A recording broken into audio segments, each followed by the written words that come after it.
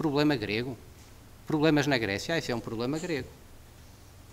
Isso não é um problema da Europa, isso é um problema grego, eles que resolvam o problema porque eles é que se endividaram. Ora, o que é que isto fez soar?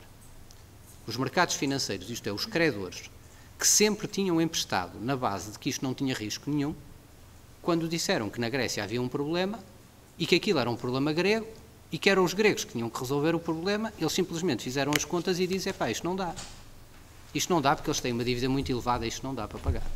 E começaram a aumentar os juros. E pouco tempo depois, em 2010, a senhora Merkel ainda fez uma pior. Isto não foi uma grande notícia nos jornais, talvez isto é só para economista, desculpem-me amassar-vos, mas isto é conversa de economista, mas eu julgo que tem interesse para percebermos onde é que está a raiz e depois as possíveis saídas da crise e porque é que nós não temos capacidade para sair da crise sozinhos, porque de facto não está nas nossas mãos sairmos da crise sozinhos. A senhora Merkel, em 2010, num célebre Conselho Europeu, impõe que na dívida pública, sempre que haja problemas com a dívida pública, todos os credores sofram o chamado haircut, isto é, percam uma parte da dívida. Isto até parece justo, isto é, caso haja problema, quem emprestou também deve pagar porque emprestou a quem não devia. Só que isto foi romper o contrato que havia com toda a gente que emprestou dinheiro em toda a Europa desde a criação do euro. Ora, o que é que aconteceu? Quando aumenta o risco, os mercados pedem mais. E é isto que sucessivamente tem vindo a ser feito. O que é que significa? Significa que os países começaram a cair uns atrás dos outros, naturalmente os mais vulneráveis mais do que os mais fortes, mas rapidamente isto passa da Grécia à Irlanda, passa da Irlanda a Portugal, passa de Portugal a Espanha e agora está na Itália. E a Espanha e a Itália não estão com um programa de intervenção igual ao nosso, porque pura e simplesmente estão a receber financiamento pela porta do cavalo, isto é, não têm um acordo escrito, mas tem o Banco Central Europeu que lhes está a financiar exatamente da mesma forma ou com o mesmo efeito prático para aquilo que interessa para o nosso caso. Isto em síntese para vos dizer, o seguinte, eu não vejo nenhuma saída nacional para este problema, porque nós poderemos aplicar os nossos programas de austeridade, poderemos até conseguir consolidar as contas públicas, o que eu duvido que aconteça, porque numa situação de grave decréscimo económico não haverá consolidação, será dificílimo fazer essa consolidação, mas veremos, está tudo em aberto, espero que consigamos, mas vai ser extremamente exigente conseguir essa consolidação das contas públicas, mas o que significa é que se na Europa não houver uma alteração da política relativamente ao financiamento da dívida, nós estaremos no fim de 2012 com um déficit um pouco menor, mas sem acesso aos mercados financeiros, ou, se tivermos acesso, a pagarmos taxas de juro que tornam dificílima, para não dizer completamente não competitiva, qualquer atividade produtiva no nosso território. Isto é, Portugal e as empresas portuguesas que beneficiaram de financiamentos muito baratos, se quando regressarmos ao mercado não tiver havido uma alteração na política europeia, imaginemos, vão ao mercado e financiam-se a 7, 8, 9, 10, 11, 12%. Ora, é impossível ser competitivo com custos de financiamento tão grandes nas nossas empresas.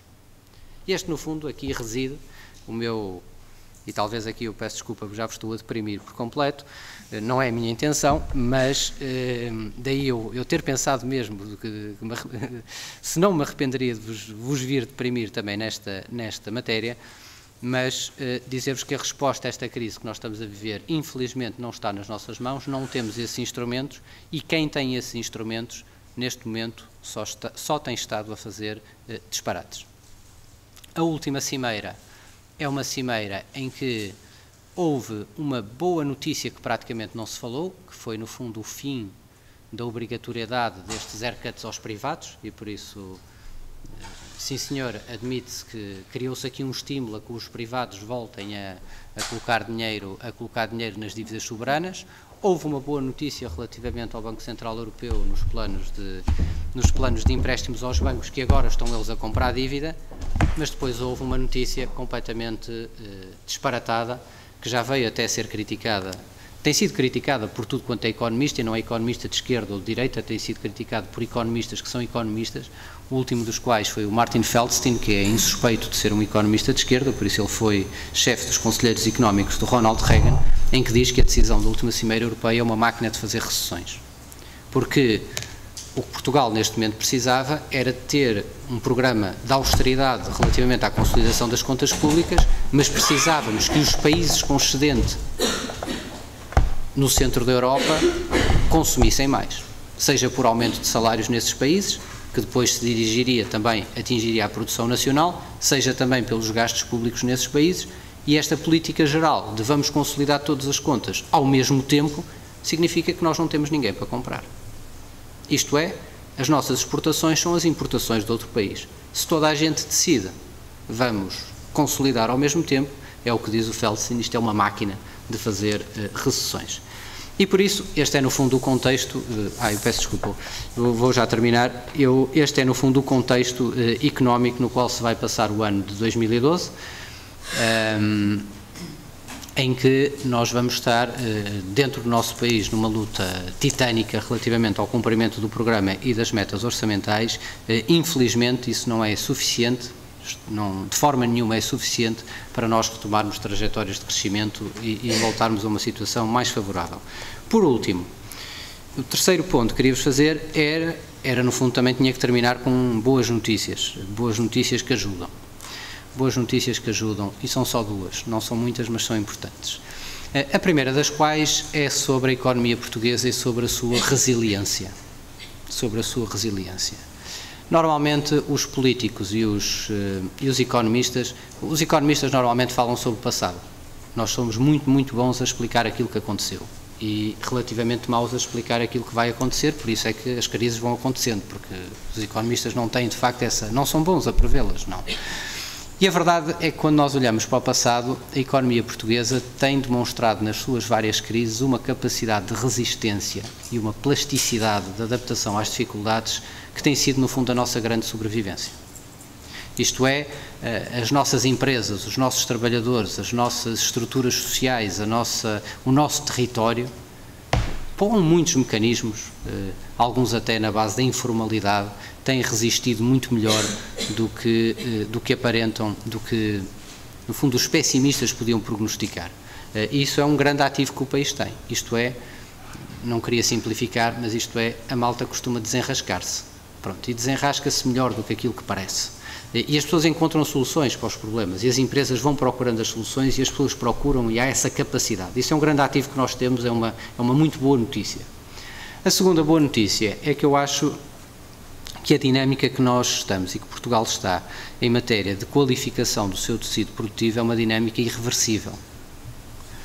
Isto é, Portugal, quando entrou na União Europeia, nós tínhamos uma posição competitiva muito simples. Nós éramos o país mais barato dos 15.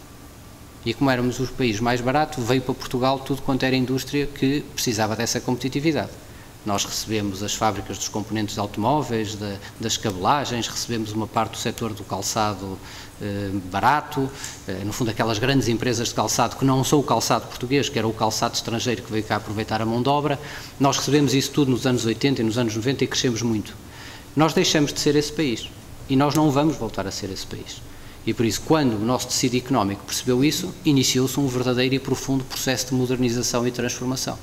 E o que nós vemos hoje já são empresas que competem em fatores dinâmicos de competitividade, em inovação, em produtos de muito maior valor acrescentado, que estão em rede a nível global, em muitas áreas que são os players número 1, número 2 e dão cartas. Nós já vemos tudo isso, nós já temos esse Portugal moderno.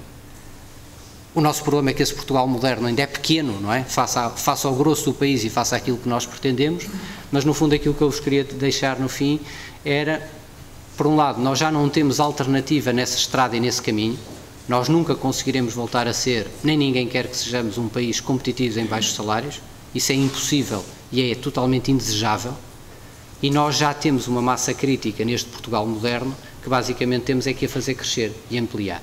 E eu espero, e aí tenho essa fundada expectativa, que dada essa qualidade e essa capacidade do Portugal moderno, que esta crise e estas dificuldades que estamos a viver não o vão comprometer, antes pelo contrário, vão permitir que ele se mantenha, que ele sobreviva. Já não digo que se desenvolva estratosfericamente, porque também não estou numa de grande otimismo por estes dias que correm, mas pelo menos tenho a convicção de que ele se vai aguentar. Ora, este é um núcleo absolutamente essencial, não só para o país, mas muito para o que é o emprego e a geração de emprego de quadros qualificados, que julgo eu que é o vosso principal negócio e aquilo que terão que lidar em 2012 e 2013. Muito obrigado.